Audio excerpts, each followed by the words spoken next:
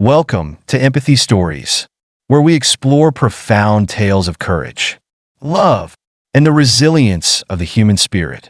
Today, we bring you a deeply moving story about a father's unwavering determination to protect his daughter and the lessons learned about standing against hatred and fostering hope. Stay with us for a journey of heartbreak, strength, and triumph that will leave you inspired. The gentle hum of an autumn breeze whispered through the quiet streets of Maplewood, a picturesque American town known for its tree-lined avenues and progressive spirit. Nestled in the heart of this serene community was Greenfield Academy, a school that Marcus and Olivia Carter had chosen with great care for their only daughter. For them, Greenfield represented hope, a sanctuary where their bright, talented 10-year-old could thrive in a supportive and inclusive environment. The Carters had always been deeply involved in their daughter's education, and this particular evening was one they had looked forward to, the annual parent-teacher conference. Walking hand in hand up the steps of Greenfield, Marcus and Olivia exchanged warm smiles, their pride in Ella radiating through their every movement. The school building itself seemed to echo that optimism, its wide hallways adorned with children's artwork and motivational posters proclaiming messages of kindness and inclusion. Inside Ella's classroom, Ms. Harper, her current teacher, greeted them with an effusive warmth that immediately put them at ease. "Mr. and Mrs. Carter, it's such a pleasure to see you," she said, gesturing toward a desk where a portfolio of Ella's work was laid out. Marcus and Olivia settled into the small chairs, their excitement tempered only by the slight awkwardness of their oversized frames in the tiny seats. Ms. Harper beamed as she opened the folder, revealing colorful drawings, essays filled with eloquent phrases, and perfectly solved math problems. "Ella is not just excelling academically," Ms. Harper began, her voice brimming with pride. "She's a natural leader. The other children gravitate toward her. She's thoughtful, compassionate, and always eager to lend a helping hand." As Ms. Harper shared anecdotes of Ella organizing study groups and leading collaborative projects, Marcus and Olivia exchanged proud glances. They knew their daughter was special, but hearing it from someone else, especially a seasoned educator, filled their hearts with a deep, abiding joy. Ella was not just thriving academically, she was becoming the empathetic, inspiring individual they had always hoped she would be. Toward the end of the meeting, there was a knock on the door. A woman with neat, shoulder-length blonde hair entered, her expression warm but reserved. "I hope I'm not interrupting," she said, stepping into the room. Ms. Harper smiled brightly. "Perfect timing. Ms. Preston, Mr. and Mrs. Carter. This is Susan Preston, who will be Ella's new teacher starting tomorrow." Ms. Preston's demeanor exuded professionalism and composure.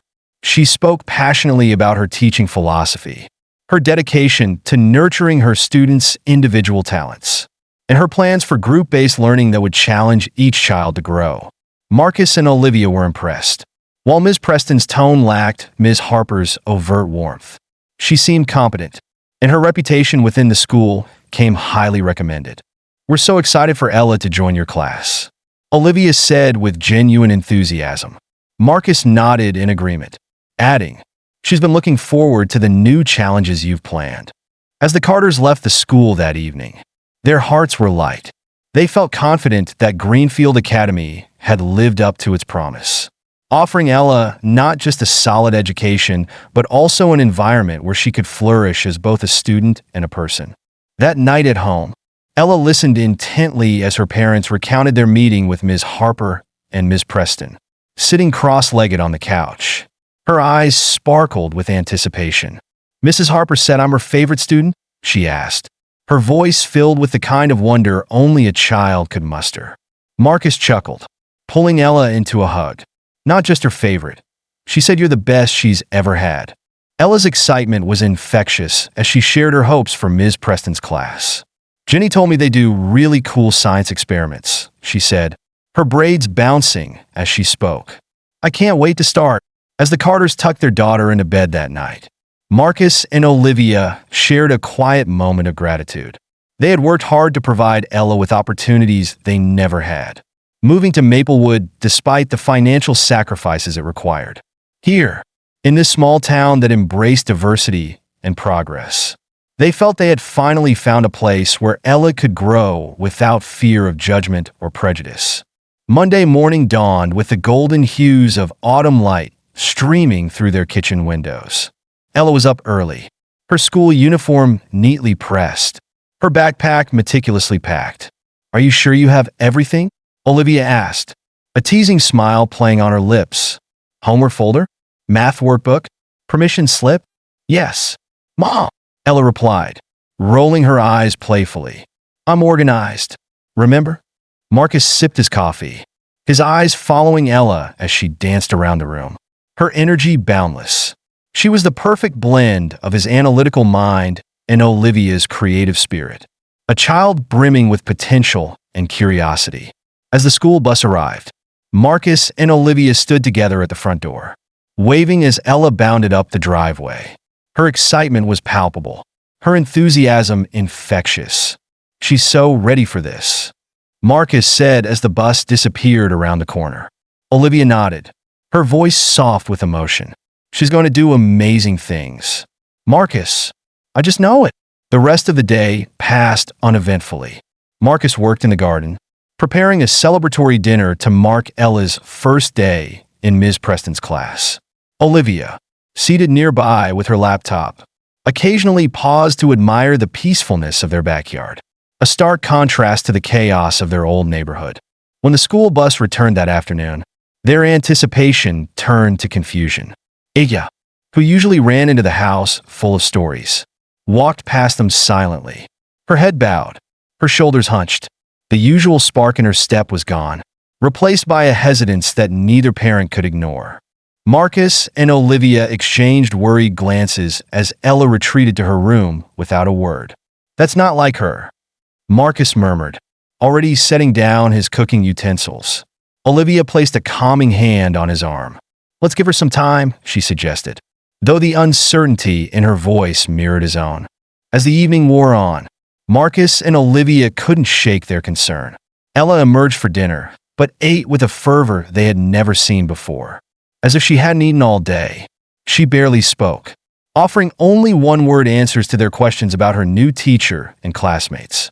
When Olivia mentioned Ms. Preston's name, Ella flinched, her fork clattering to her plate. "May I be excused?" she asked quietly, her voice devoid of its usual cheer. Olivia nodded, her heart heavy. "Of course, sweetheart. Let me know if you need anything." As Ella disappeared into her room once more, Marcus turned to Olivia, his voice firm. "Something's wrong. Liv, this isn't normal first-day jitters." Olivia sighed, her shoulders slumping. "I know," she admitted, her voice barely above a whisper. "But what could it be? Ms. Preston seems so kind. The school is so safe." But Marcus couldn't shake the feeling that something more sinister was at play. The protective instinct that had guided him through past challenges with Ella flared to life, his mind racing with questions. Whatever was troubling their daughter, he vowed to uncover it. The morning after Ella's unsettling behavior, Marcus awoke with a determination he couldn't ignore. He had spent most of the night replaying every detail from the previous evening, the way Ella had flinched at Ms. Preston's name, the robotic way she ate her dinner, and the profound sadness in her usually bright eyes. Something was wrong, and Marcus couldn't sit idly by waiting for answers. At breakfast, Ella seemed slightly better, though her usual sparkle was still missing. Marcus decided to drive her to school. "Let's make it a daddy-daughter morning," he said with a forced smile, hoping to coax some excitement out of her. Ella nodded quietly, her reaction subdued. As they drove through the charming streets of Maplewood, Marcus glanced at Ella in the rearview mirror. She stared out of the window, her small hands fiddling nervously with the strap of her backpack. "You know you could tell me anything, right?" he asked gently, breaking the silence. Ella looked up at him, her wide, brown eyes reflecting an emotion he couldn't quite place. "Fear? Guilt?" She nodded but said nothing, returning her gaze to the passing houses. Marcus's grip on the steering wheel tightened. Whatever was going on, he needed to find out. After dropping her off, Marcus didn't drive away. Instead, He parked a few blocks from the school and walked back, careful to stay out of sight. He wasn't sure what he was looking for, but his instincts told him to trust his gut. Ella had gone through something similar before, at her old school, where bullying had nearly broken her spirit. He had promised himself back then that he'd never let her suffer alone again. From a discreet vantage point near the school, Marcus watched the playground during recess. At first, everything seemed normal. Ella was with a small group of friends, smiling faintly as they played jump rope. But something was off. She lingered on the edges of the group, her laughter too brief, her eyes darting toward the school building as though she were afraid of being watched. Marcus felt a pang in his chest. This wasn't his Ella, the confident, outgoing girl who usually thrived in social settings. When lunch hour arrived, Marcus's focus sharpened. He remembered the way Ella had devoured her dinner the previous night, almost as if she hadn't eaten all day. Could something be happening in the cafeteria? His stomach churned at the thought. Positioning himself where he could see through the cafeteria windows, Marcus began to observe. The first lunch period ended uneventfully, and soon Ella's class filed in for the second round. He spotted her immediately, her head down, her movements tentative, while other children chatted excitedly as they moved through the lunch line. Ella seemed to shrink into herself, trying to remain invisible. Then, Marcus saw her reach the front of the line, and his heart stopped. Miss Preston appeared suddenly behind the serving counter, her presence commanding enough to draw the attention of the lunch staff. She whispered something to them, and they hesitated before stepping aside. Marcus watched, his pulse quickening, as Miss Preston personally served Ella's lunch. Whatever she placed on the tray looked strange, out of place. Ella took her tray and walked to a table at the back of the room. Sitting alone, the sight of his daughter isolated, her shoulders slumped, sent a wave of anger through Marcus. But it was what he saw on her tray that made his blood run cold. Sitting grotesquely in the middle of the plastic tray was what appeared to be a fried frog. Marcus couldn't believe his eyes. Was this some kind of cruel joke? His mind raced as he watched Ella stare at the tray, her hands trembling slightly as she avoided touching the so-called meal. Around her, other students ate normal lunches, spaghetti, sandwiches, salads. The contrast was deliberate, calculated. His daughter was being singled out, humiliated in the most vile way imaginable. Unable to contain himself, Marcus pushed open the cafeteria door, his heart pounding with equal parts fury and heartbreak. "Ella," he called out, his voice breaking the cafeteria's din. Heads turned, including Ella's. Her face lit with recognition for a moment, but then it crumpled into tears. She abandoned her tray and ran to him, throwing her arms around his waist and burying her face in his chest. Marcus knelt down, holding her trembling frame close. "Baby, what's going on?" he asked, his voice barely above a whisper. "Who gave you that food?" Ella hesitated, her small fingers clutching the fabric of his shirt. Finally, she mumbled, "Miss Preston. She said that's what people like us eat." The words hit Marcus like a physical blow. He pulled back just enough to look into Ella's tear-streaked face. The trust they had placed in this school, the sacrifices they had made to give her the best, they all came crashing down in that moment. His daughter, his beautiful, bright Ella, had been subjected to an act of cruelty so vile that it shook him to his core. Marcus stood, his arms protectively around Ella. The cafeteria had fallen silent, students and staff alike watching the scene unfold. Without hesitation, Marcus pulled out his phone and dialed 911. "I need to report a hate crime," he said, his voice steady but laced with fury. "At Greenfield Academy, a teacher served my black daughter inedible food and made racist comments." The operator assured him that officers were on their way. Marcus hung up, his free hand gently stroking Ella's braids as she clung to him. "We're going to wait outside." "Baby," he said softly. "The police are coming, and they're going to help." As they walked through the school's hallways, Marcus could feel Ella trembling against him. Her small voice broke the silence. "I'm sorry, Daddy," she whispered. "I didn't tell you yesterday, because I thought maybe I deserved it." Marcus stopped, kneeling in front of her. "Iya, look at me," he said, his voice firm but full of love. You did nothing wrong. Nothing. What Miss Preston did is about her. Not you. You are perfect. Exactly as you are. Ella nodded, though her tears continued to fall. Marcus scooped her up and carried her to his car, wrapping her in an emergency blanket he kept in the trunk. Stay here, princess, he said gently. I'll be right where you can see me. The police arrived moments later, their presence breaking the eerie quiet that had settled over the school. Marcus led them to the cafeteria, where the tray still Saturday, its grotesque contents untouched. One of the officers, a younger black man named Officer Jordan, took Marcus aside. Tell me everything, he said, his voice steady but empathetic. As Marcus recounted the events, Officer Jordan's expression grew increasingly grave.